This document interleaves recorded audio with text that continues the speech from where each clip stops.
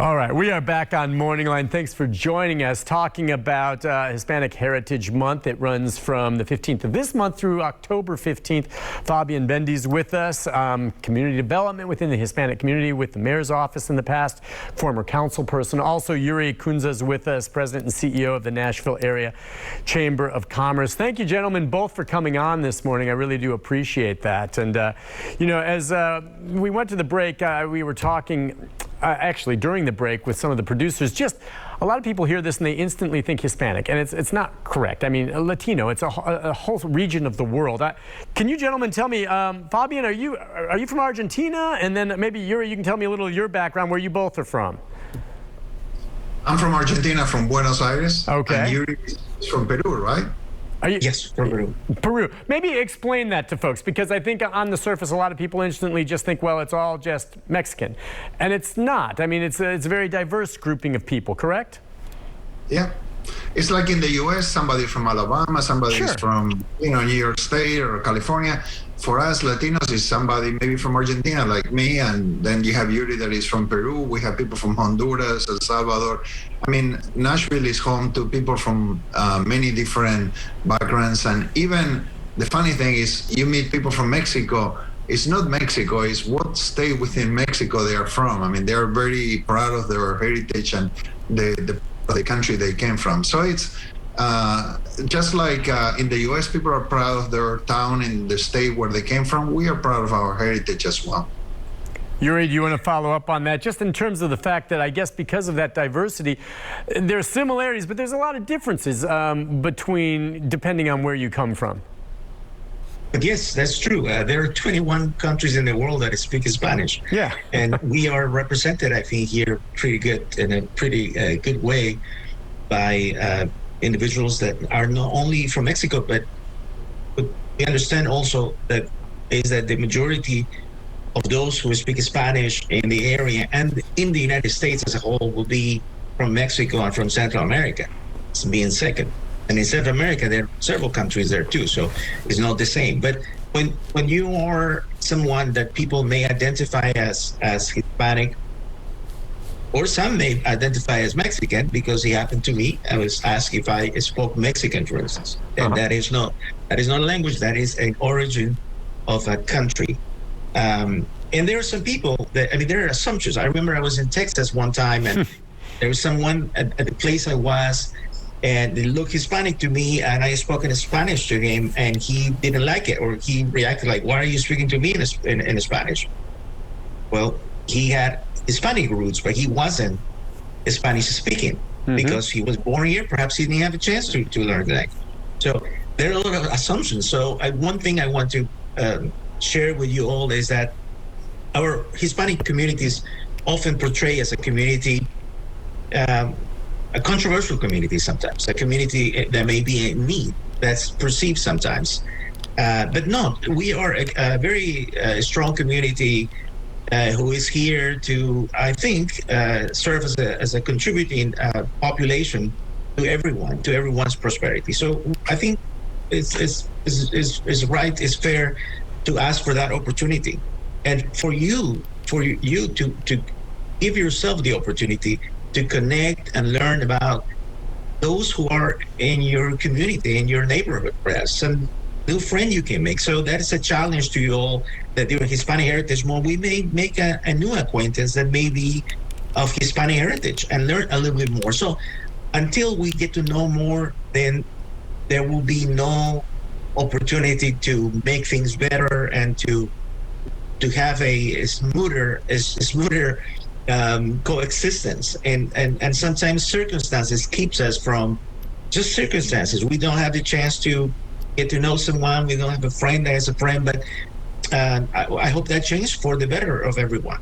I agree. And listen, okay, there's no better way to maybe explore, discover, and find a common ground. And this is really what I wanted to talk to you guys about before we end up wrapping up this show, is the food culture, okay?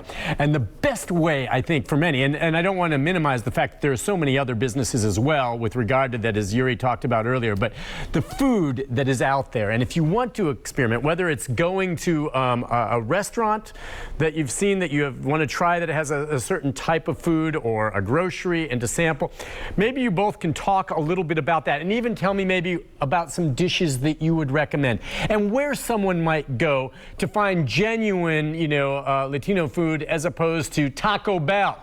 All right, you know what I'm talking about? I mean, there's Americanized versions of these food, which are fine, okay? And maybe some people won't like this other stuff, but if you really go and try the real thing, and I do mean the real thing, it's an eye-opener. You guys help me out on this, okay? Give me some ideas on what to try. And I've already started to, of course, for years, been experimenting and knowing where my favorite restaurants are. But I think food is where there can really be a connection.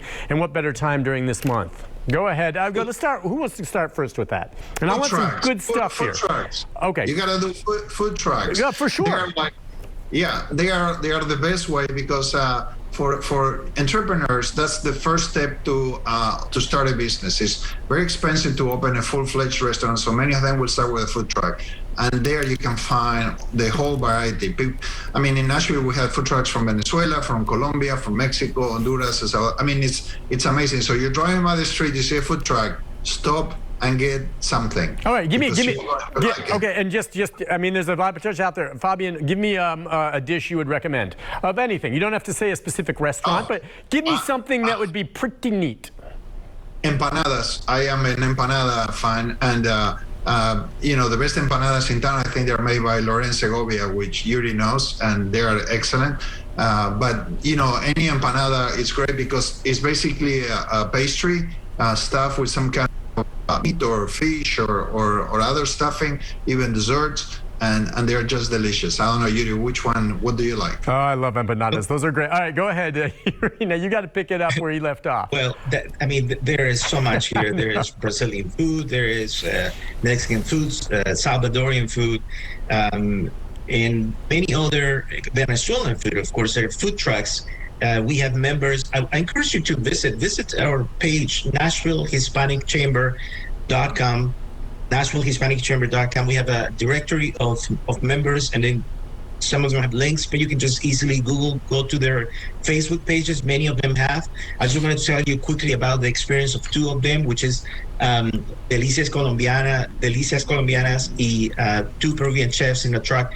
They both were scheduled to be part of Bonnaroo, but because it canceled, they ended up with a lot of their products unsold, and we should support them. I think we are trying to see if we can have an event in which they can participate, but they've been very active at farmers market especially. Yep. And there are many other vendors out there, but that's an example of how, this was supposed to be probably a way to get back what hasn't been able to get back for especially small vendors in a year because of COVID, but unfortunately they had this cancellation due to weather.